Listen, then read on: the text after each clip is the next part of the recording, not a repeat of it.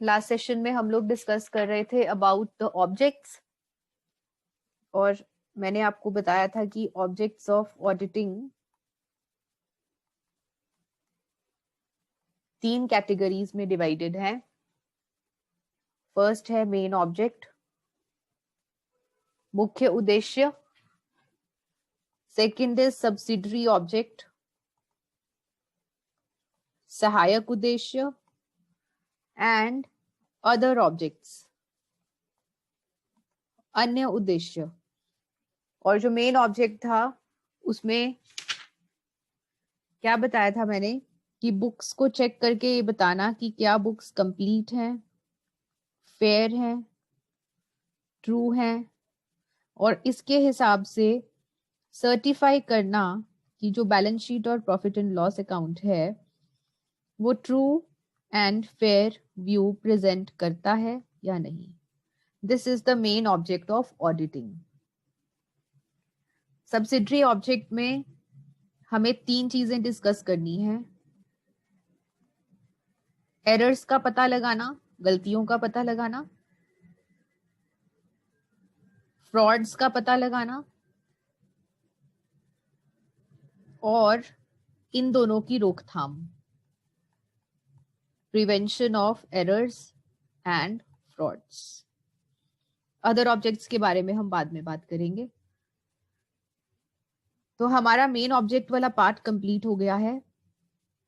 Subsidiary objects में हम discuss कर रहे थे डिटेक्शन ऑफ एरर्स, और डिटेक्शन ऑफ एरर्स में मैंने आपको क्या बताया था, हमें क्या डिस्कस करना है। 5 एरर्स डिस्कस करने हैं। First is error of omission, second is error of commission, third is compensatory error, fourth is error of principle, and last is error of duplication. जिसमें से लास्ट क्लास में हम ओमिशन और commission वाला part complete कर चुके हैं। Omission में क्या था, क्या कराया था मैंने ओमिशन में कि कोई ट्रांजैक्शन रह गई है, कोई ट्रांजैक्शन रिकॉर्ड होने से रह गई है, रिकॉर्ड नहीं हो पाई, या तो पूरी तरह से पूरी की पूरी ट्रांजैक्शन रह गई, या फिर आधी ट्रांजैक्शन रिकॉर्ड हो गई और आधी रह गई। तो एरर ऑफ ओमिशन 2 तरह का है, कंप्लीट एंड पार्शियल। और इसमें मैंने आपको बताया था अगर कंप्लीट एरर ऑफ ओमिशन है तो इसको लोकेट करना मुश्किल है, इसको लोकेट करना मुश्किल है, इसको फाइंड करना मुश्किल है। और पार्शियल ओमिशन वाले एरर को लोकेट करना इजी है, इसका पता लगाना आसान है। कमीशन के केस में क्या बोला था कि आपने ट्रांजैक्शन रिकॉर्ड तो करी है लेकिन गलत रिकॉर्ड करी है, अमाउंट गलत हो गया या टोटलिंग गलत हो गई, आपने कुछ ना कुछ गलती करी है, रिकॉर्ड करी है लेकिन गलत रिकॉर्ड करी है, या तो पूरी की पूरी गलत रिकॉर्ड करी है, डेबिट और क्रेडिट दोनों ही गलत हैं, या फिर एक साइड सही है और दूसरी साइड गलत है। इसका पता लगाना मुश्किल है,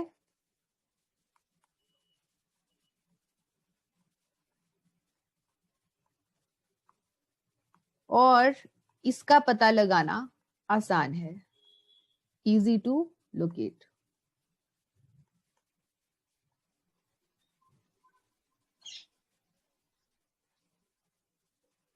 आज हम डिस्कस करेंगे बाकी 3 एरर्स, जिसमें जो थर्ड है दैट इज कॉम्पनसेटरी एरर।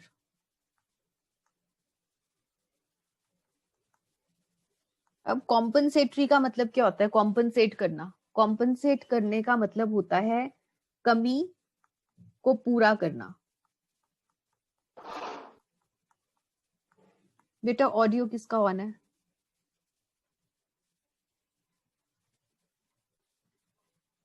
तो कॉम्पनसेटरी का मतलब क्या है? किसी की कमी को पूरा करना।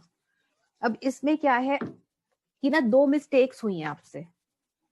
पहले हम एग्जाम्पल करते हैं, उसके बाद इसके बारे में डिटेल में डिस्कस करेंगे। एग्जाम्पल देखो, एग्जाम्पल से ही समझ में आएगा। आपने मोहन के अकाउंट को डेबिट करना था। मोहन के अकाउंट को आपने डेबिट करना था ₹200 से, लेकिन आपने रॉन्ग डेबिट कर दिया। डेबिट करना था 200 से और आपने डेबिट कर दिया 20 से।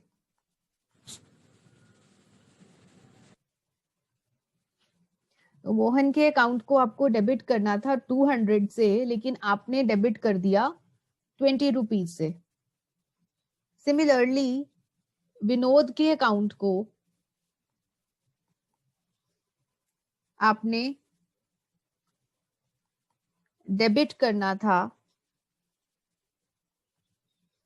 20 रुपीज से, लेकिन आपने डेबिट कर दिया 200 से। गलत डेबिट कर दिया 200 से। क्या इसका इफेक्ट पड़ेगा? देखिए जरा, आपने एंट्री पास करी मोहन अकाउंट, मान लीजिए आपने कैश में पेमेंट करनी है इसको। मोहन अकाउंट टू कैश 2020, जबकि यहाँ पे क्या होना चाहिए था? गलत एंट्री है, यहाँ पे 200 होना चाहिए था। और आपने विनोद के अकाउंट को डेबिट कर दिया 20 से, जबकि यहाँ पर 200 होना चाहिए था। ठीक है जी, सॉरी, यहाँ पर 200 से कर दिया और होना चाहिए था 20। ये आपने गलत एंट्री पास कर दी टू कैश। अब इसका ना ट्रायल बैलेंस बना के देखते हैं तो आपको पता चल जाएगा।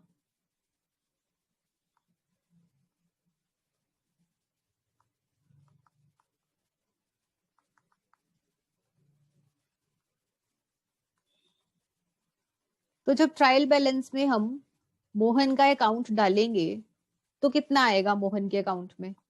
20 डेबिट।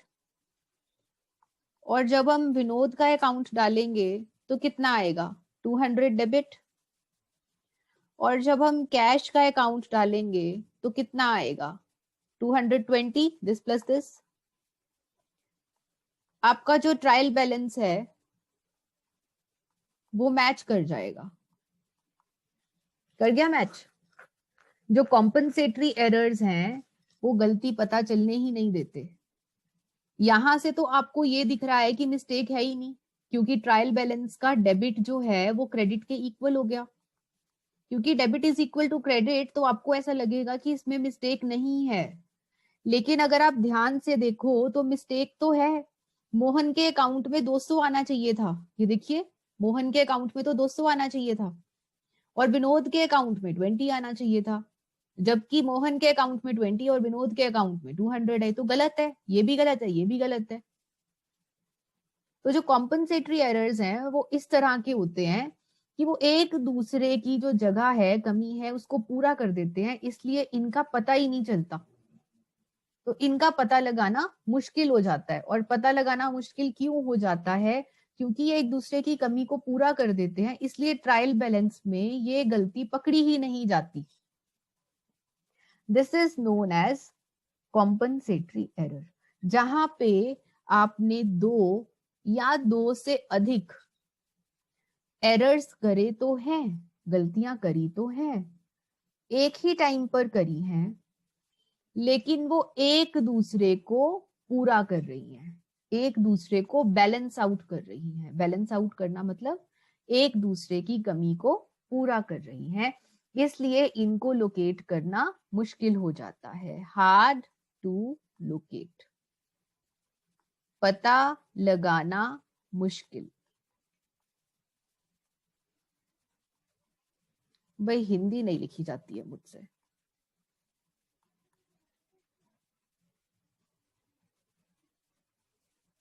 अब मुझे नहीं पता है सही है या गलत, बस स्पेलिंग अपने आप चेक कर लेना हिंदी के।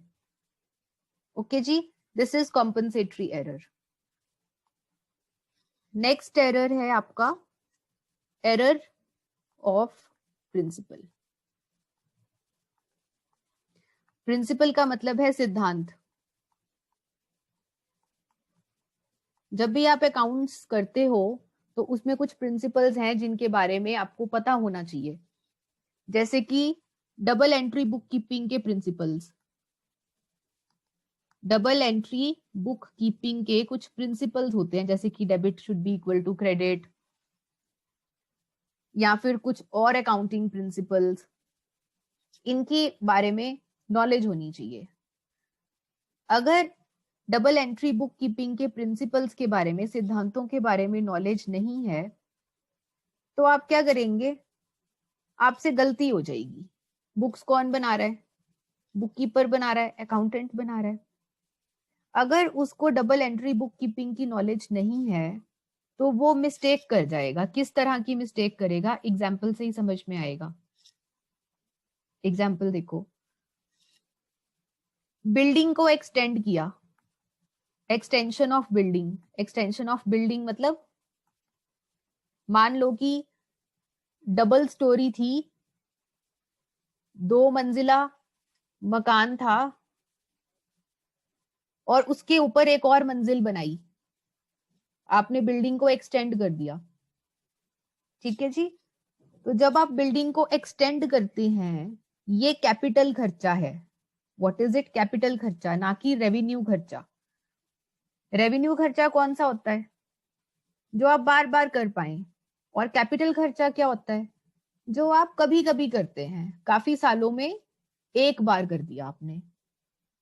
तो जब आप बिल्डिंग एक्सटेंड करते हैं तो हर साल तो बिल्डिंग एक्सटेंड करेंगे नहीं, हर साल अलग मंजिल तो डालेंगे नहीं। तो ये जो एक्सटेंशन ऑफ बिल्डिंग है ये कैपिटल खर्चा है, और खर्चा हुआ 1 लाख का। करेक्ट एंट्री क्या होनी चाहिए थी? करेक्ट एंट्री बताइए क्या होनी चाहिए थी? करेक्ट एंट्री ये होनी चाहिए थी कि बिल्डिंग के अकाउंट को करना चाहिए था डेबिट टू, मान लीजिए आपने चेक दिया सारे खर्चों के लिए 1 लाख, 1 लाख। करेक्ट एंट्री ये होनी चाहिए थी, बीइंग बिल्डिंग एक्सटेंडेड। बिल्डिंग को हमने एक्सटेंड किया, ये कैपिटल खर्चा है। लेकिन आपको डबल एंट्री बुक कीपिंग की नॉलेज नहीं थी, आपको प्रिंसिपल्स की नॉलेज नहीं थी। आपने क्या किया, आपको लगा बिल्डिंग एक्सटेंड हो रही है, ये एक तरह से रिपेयर है, आपको लगा कि ये रिपेयर हो रही है बिल्डिंग की, आपने इसको रिपेयर अकाउंट में डाल दिया।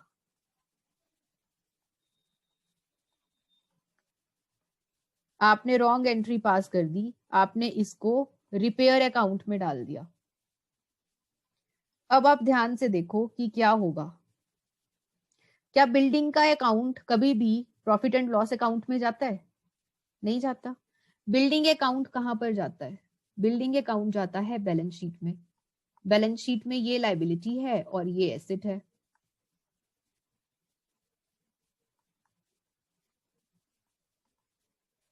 ये लायबिलिटी साइड और ये एसेट साइड। तो बिल्डिंग अकाउंट यहां पर जाता है, यहां पर आ जाना चाहिए था। सही तो ये होना चाहिए था।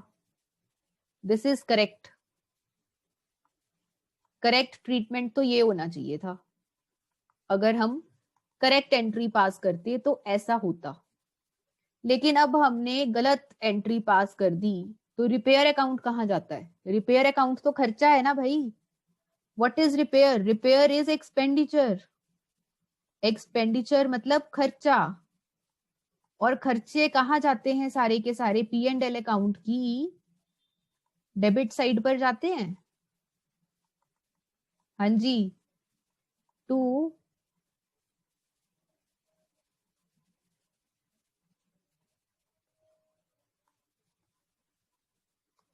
रिपेयर अकाउंट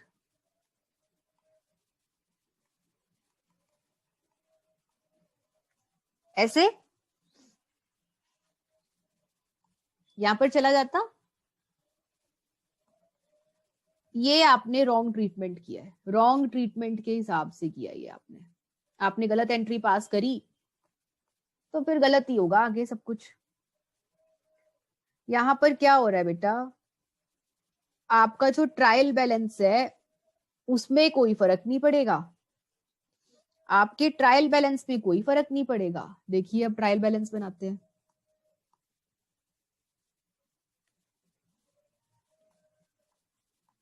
डेबिट क्रेडिट, अगर आप गलत एंट्री के, अगर आप करेक्ट एंट्री के हिसाब से ट्रायल बैलेंस बनाए तो यहाँ पे बिल्डिंग आ जाती है 1 लाख और कैश आ जाता है 1 लाख।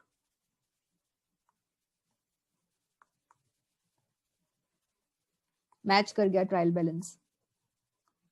अब आप रॉन्ग ट्रायल बैलेंस बनाओ, रॉन्ग एंट्री के हिसाब से ट्रायल बैलेंस बनाओ। रॉन्ग एंट्री के हिसाब से repair 1 lakh, bank 1 lakh, trial balance तो यहां पर भी मैच कर गया।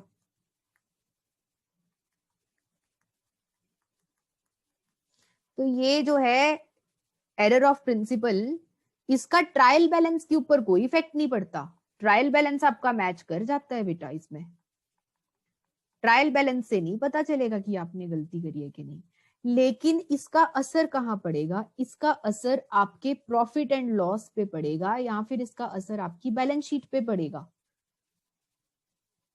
अगर आप करेक्ट एंट्री पास करते तो बिल्डिंग अकाउंट में 1 लाख आता और P&L अकाउंट में क्या रिपेयर का खर्चा आता? नहीं आता।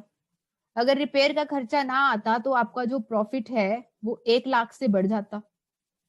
लेकिन क्योंकि आपने गलत एंट्री पास करी तो गलत एंट्री पास करने से एक तो आपका जो प्रॉफिट है वो कम हो गया 1 लाख से, सेकेंडली आपकी बैलेंस शीट में जो बिल्डिंग अकाउंट आना चाहिए था वो नहीं आया। तो एरर ऑफ प्रिंसिपल की वजह से ट्रायल बैलेंस के ऊपर तो कोई असर नहीं पड़ेगा, लेकिन आपका जो प्रॉफिट एंड लॉस है या फिर आपका जो बैलेंस शीट है वो हिल जाएगा, वो गलत हो जाएगा। इसीलिए इनको लोकेट करना जरूरी है, लेकिन मुश्किल है इनको लोकेट करना क्योंकि ट्रायल बैलेंस शो नहीं कर पाता एरर ऑफ प्रिंसिपल। ठीक है जी, this is all in error of principle. एक और एग्जाम्पल करेंगे, 2 मिनट के लिए होल्ड करिए।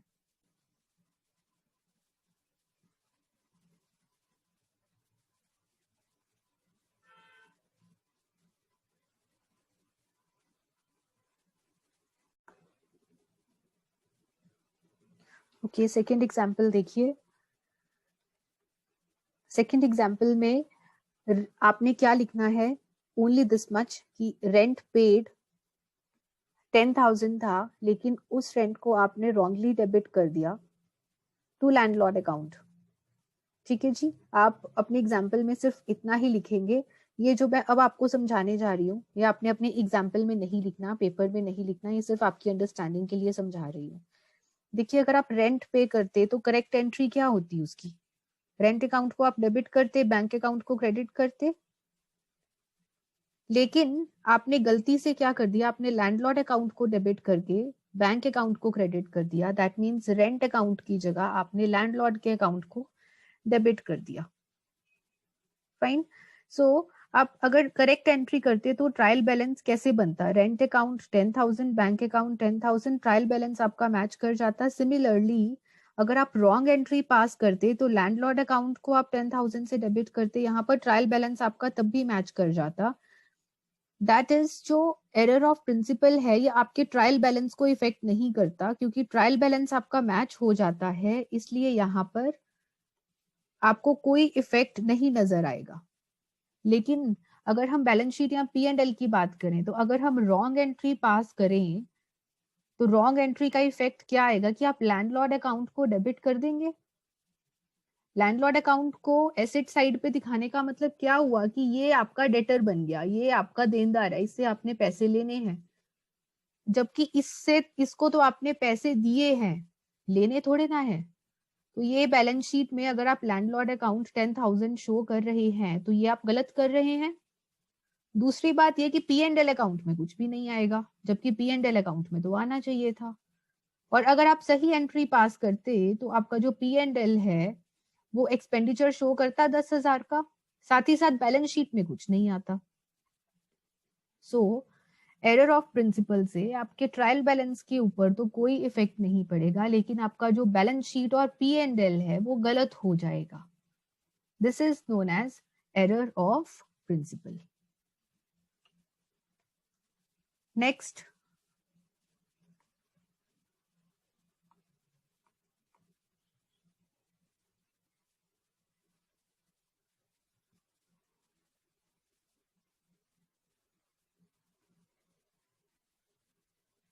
next is this error of duplication.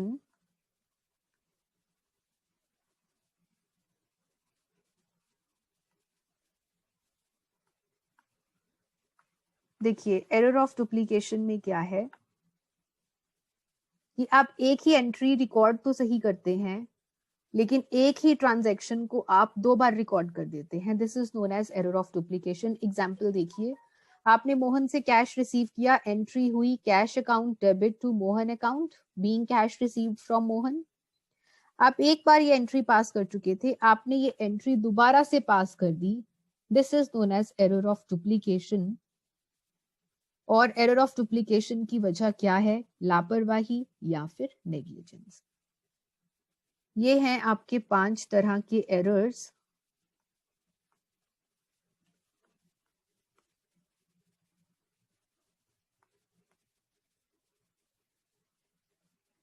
Here is your summary.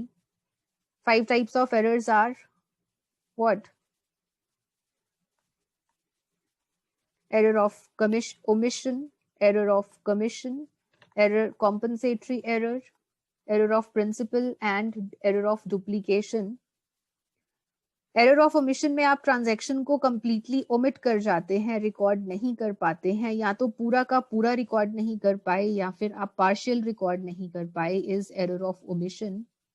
Error of commission में आप ट्रांजैक्शन रिकॉर्ड तो कर रहे हैं लेकिन आप उसको गलत रिकॉर्ड कर रहे हैं, या तो पूरा गलत रिकॉर्ड कर रहे हैं या फिर आधा गलत रिकॉर्ड कर रहे हैं। कॉम्पनसेटरी एरर इज ऐसे एरर्स जो कि एक दूसरे के इफेक्ट को बैलेंस आउट कर जाते हैं, इसीलिए ट्रायल बैलेंस में लोकेट नहीं हो पाते। एरर ऑफ प्रिंसिपल में आप अकाउंटिंग प्रिंसिपल्स को फॉलो नहीं कर पाते, जिस वजह से ट्रायल बैलेंस के ऊपर तो कोई इफेक्ट नहीं रहेगा, लेकिन आपका जो बैलेंस शीट और प्रॉफिट एंड लॉस अकाउंट है वो गलत हो जाएंगे। इसमें आप 2 एग्जांपल्स लिखेंगे, बिल्डिंग एंड रेंट वाला। And error of duplication is when you record single transaction twice, एक ही ट्रांजैक्शन को आप 2 बार रिकॉर्ड कर देते हैं, is known as error of duplication. This is all in errors. In the next session, we'll discuss about how to locate the errors. कि errors को ढूंढा कैसे जाए, ये हमारा next session का topic रहेगा. This is all for today.